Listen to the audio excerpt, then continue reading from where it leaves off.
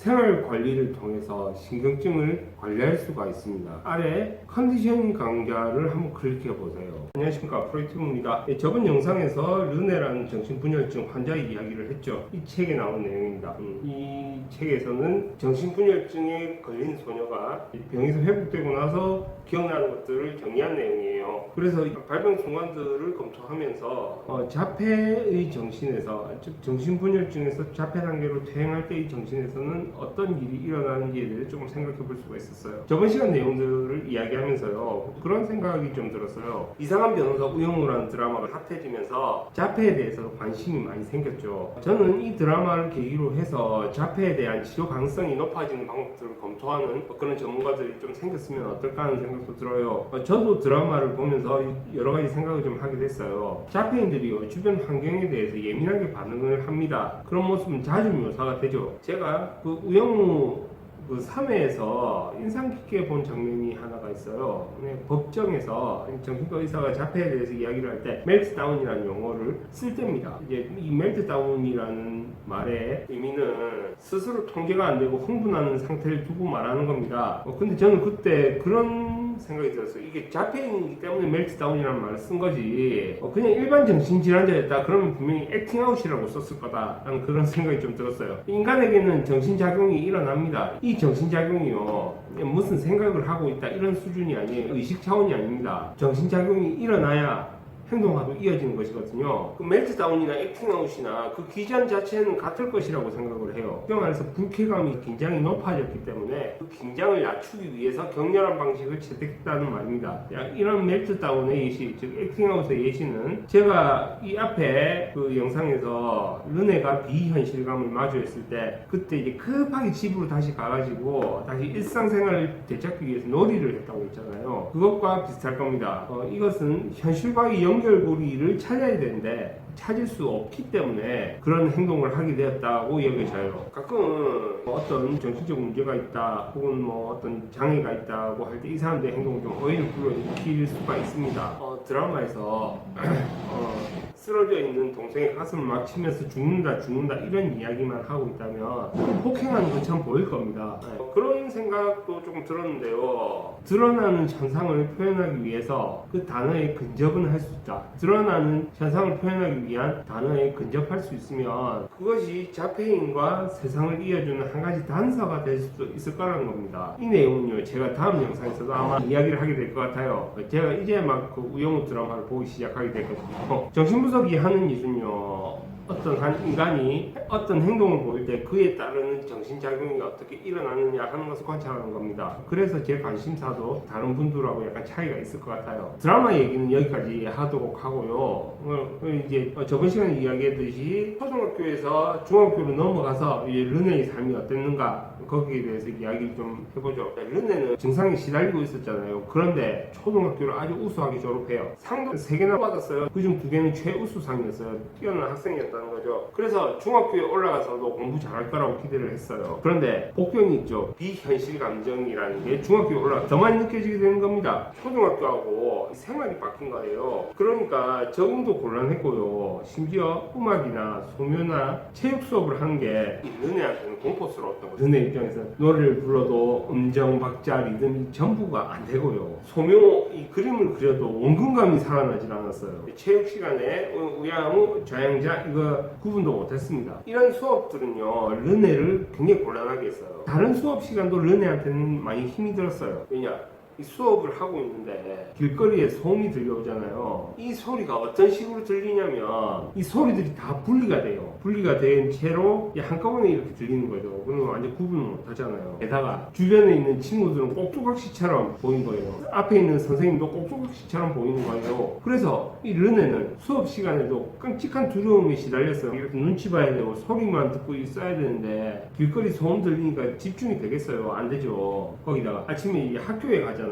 등교를 하는데 사람들이 움직이는 게 사람이 움직이는 게 아니라 개미떼가 움직이는 것처럼 보이기도 했어요. 그러니까 그렇게 힘들게 학교 생활을 하다가 르네가 폐결핵이 걸립니다. 그 당시에는요, 폐결핵이 걸리면 요양을 했어요. 그래서 학교를 떠나서 산에 있는 결핵 요양원에 가게 됐습니다. 자, 물론 우리가 아프면 정말 힘들었다, 곤란하다 그렇게 이야기를 할 수가 있는데, 르네는 이 폐결핵이 걸린 사건을 다행으로 생각했어요. 이렇게 다행이라고 하는 이유는요, 요양원에 갔을 때 며칠은 불안했어요. 그런데 요양원에서 이제 규칙적인 생활을 하니까 나중에는 적응이 괜찮아진 거죠. 게다가 비현실적 발작도 좀 줄어들었고요. 자연에 대한 어떤 열정과 감흥 이런 게 생긴 거예요. 그리고 르네의 표현에 따르면요, 이 자연에 대해서도 좀 인격적인 표현을 해요. 바람이 산들산들 불어오고 하면 무척 편안해하고 기뻐했는데, 뭐 태풍이 불거나 하면 굉장히 두려웠죠. 그 표현도 좀 독특합니다. 그 표현이 어떠냐면, 한밤중에 이 태풍이 오잖아요. 이 태풍에 대한 표현이 바람의 울부짖음이나 숲의 신음소리로 표현을 합니다. 그리고 이 바람의 출처들도 다 따져요. 이런 겁니다.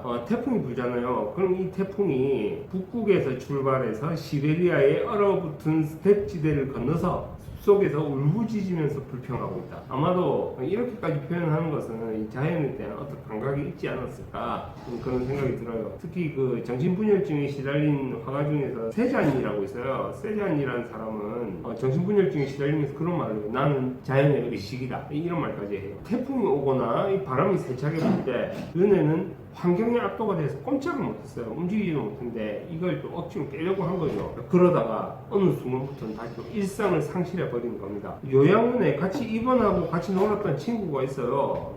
치료 시간이 아니면 이 둘이 같이 어울려서 놀았단 말이에요. 같이 어울려서 놀면 이 현실 감각도 좀 되찾고 그랬어요. 그런데 어느 순간부터는 그렇게 놀아도 현실 감각이 돌아오질 않는 겁니다. 현실 감각을 찾기 위해서 르네는 과도하게 행동을 했어요. 막 깡충깡충 뛰어다니고 물건들도 막 뒤엎어버리고, 게다가 물건을 살려내려고 막 이렇게 흔들고 그렇게 한 거죠. 그렇게라도 해야 했어요. 지독하게 고통스러웠으니까. 자, 저는 이 장면을 보면서요, 그 우영우 3편에서 그 자폐가 심한 정훈 씨가 그 동생 가슴을 막 치던 그 장면이 생각이 났어요. 살려내려고 한 거니까. 그러면 이런 생각도 해볼 수가 있죠. 자폐 문제로 일상생활이 되지 않지만 그럼에도 불구하고 현실하고 연결시켜주는 하나의 고리가 있었다면 정훈 씨 입장에서는 그게 동생이었다고요. 따라서 동생이 자살을 시도했을 때 이 정훈 씨의 현실도 같이 무너졌다는 이야기예요. 그럼 반대로 생각해보면요, 영우는 자신을 현실과 연결시켜 주는 고리가 아빠가 아니라는 거예요. 아빠가 양육을 하고 있지만요, 영우 입장에서는 자신과 현실을 연결시켜주는 고리는 법이었어요. 그 법의 언어에 매료된 것인지 아니 법의 구조로 인한 것인지에 대해서는 아직 모르겠는데, 이렇게 본다면요, 우리가 드라마에서는 영우를 보고 인간적인 것을 느끼지만 실제 그 실상을 알고 보면 자폐가 훨씬 심한 정훈 씨가 현실과 연결되기 위해서는 사랑하는 사람이 있어야 했다는 훨씬 인간적이라는 그런 말도 성립이 되실 겁니다. 다시 르네 이야기로 돌아가보죠. 르네는 3개월 동안 입원해 있다가 퇴원을 했는데 또 병이 도져가지고 다시 한 1년 동안 입원을 했어요. 입원하면서 어떤 변화가 생겼냐면, 르네가 느끼는 비현실은 여전히 커져갖고 불어오는 바람은 특별한 의미를 가지게 된 거죠. 그리고 또 르네 입장에서는 바람이 좀 심하게 불면 잠도 못 잤어요. 나중에는 그 바람에 의미가 있다고 메시지를 찾아야 한다고까지 생각을 했어요. 나중에는 이 바람이 좀 세게 불잖아요. 태풍 같은 거 오고 그러면 지구가 파괴될 거라는 망상까지 들어요. 그래서 르네도 힘들고 하니까 이제 의사한테 이런 내용들을 이야기를 하죠. 막 지구가 파괴될 것 같아요, 이런 내용 이야기를 하면 의사 입장에서 뭐 어떻게 해줄 수 있는 게 없잖아요. 그 당시 의사들 같은 경우에는 최면을 했거든요. 르네한테 최면을 걸어가지고 도와주려고 했어요. 르네 입장에서는 자유현상이 힘들 테니까 최면을 통해서 가감없이 이야기할 수 있게 해주려는 시도였을 겁니다. 그런데 르네가요, 자기가 최면에 걸리면 자기 인격이 사라질 것 같았대요. 그래서 저항을 심하게 한 겁니다. 최면 안 받으려고. 그 저항의 결과로 두려움과 발작 증세를 계속해서 견뎌야만 했던 거고요. 이런 저항은요, 분석에서도 이런 저항을 할 때가 있습니다. 이 저항을 계속하면서 자기 증상을 그대로 견뎌야 하는 그런 상태에 처하기도 하죠. 아니면 아예 뭐 분석을 그만둬버리는 경우도 있고요.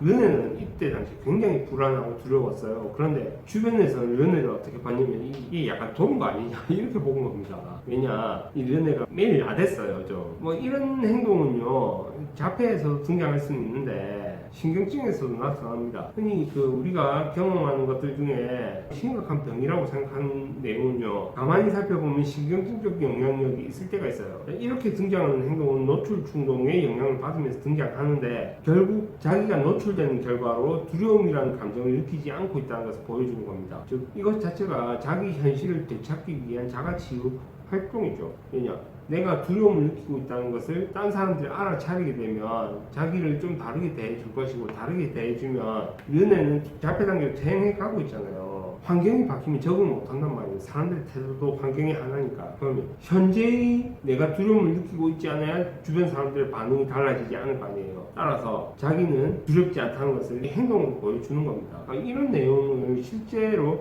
자폐인들에게 적용을 해본다면 그들이 현실 변화를 막기 위해서 그런 행동을 하고 있구나라는 생각도 해볼 수가 있을 거예요. 아까도 이야기했죠. 그 멜트다운이라는 거요. 그것도 이제 환경 변화와 직접적인 연관이 있다고 얘기해줘요. 그리고 이 르네가 자기 놀이나 수다에 열중하는 것도요, 언어를 지키기 위한 것이라는 생각이 좀 들었어요. 분열이 진행되면요, 언어 퇴행도 같이 일어납니다. 르네가 하는 얘기는 정말 엉뚱했어요. 어떤 말이냐면 세계가 폭파된다, 아니 비행기가 우주를 폭격한다, 그런 이야기였습니다. 옆에 있는 친구들은 그 말을 듣고 조금 놀리긴 하겠죠. 그런 일은 없을 거라고. 이런 행동은요, 르네가 자기를 타인에게 노출시키면서 이 두려워하는 것을 다른 사람과 나누고 싶었던 겁니다. 왜냐면 자기하고 연결되어 있는 타인이 있으면 기쁨은 나누면 배가 되고 슬픔은 나누면 줄어들잖아요. 르네 입장에서는 두려움 역시도 나눌 수 있으면 좀 줄어들 수 있었을 거다라는 그런 의도가 있었을 겁니다. 게다가 또 좀 보면 이상한 게, 지구가 폭파할 거라고 믿긴 했는데 지구가 폭파된다고 생각하진 않았어요. 이건 일반적인 게 아니라는 거예요. 믿음과 생각이 다른 겁니다. 그리고 조금 중요하게 생각해 볼 부분인데요, 르네는 폐결핵이 완치가 돼요.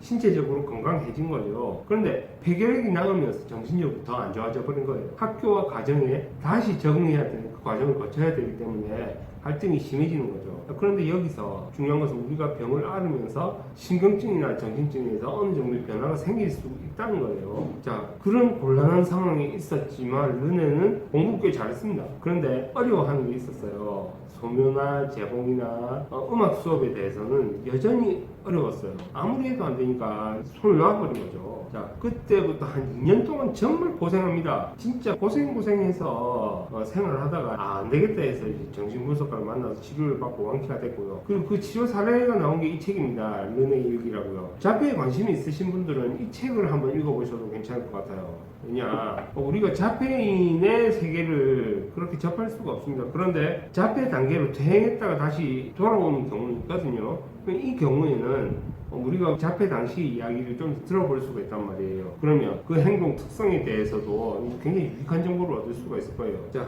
이 책은 현재 절판이라서 중고로 구입하시거나 도서관에서 찾아보셔야 할 겁니다.